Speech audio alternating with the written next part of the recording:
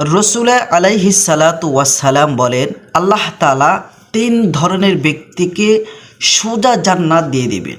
তাদেরকে আল্লাহ ডাইরেক্ট জান্নাতে প্রবেশ করিয়ে দিবেন।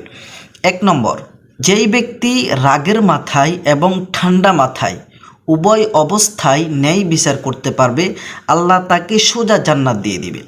2 নম্বর, যেই ব্যক্তি গরিব থাকা অবস্থায় এবং টাকা পয়সা বাড়ি গাড়ি হওয়ার পর উভয় অবস্থায় একই রকম থাকবে, আল্লাহ তাআলা তাকেও ডাইরেক্ট জান্নাত দিয়ে দিবেন। 3 নম্বর, যেই ব্যক্তি ক্ষমতা থাকা অবস্থায় এবং ক্ষমতা না থাকা অবস্থায় উভয় সময়ের মধ্যে ন্যায় বিচার করবে, সমান কথা বলবে, সমানভাবে আচরণ করবে, আল্লাহ তাআলা এই 3 ধরনের ব্যক্তিকে সরাসরি জান্নাত দিয়ে দিবেন। সুবহানাল্লাহ, সুবহানাল্লাহি ওয়া বিহামদি, সুবহানাল্লাহিল আযীম। অবশ্যই ভিডিওটি অন্যরা জানার ক্ষেত্রে শেয়ার করবেন আর চ্যানেলটি সাবস্ক্রাইব করবেন। আল্লাহ হাফেজ।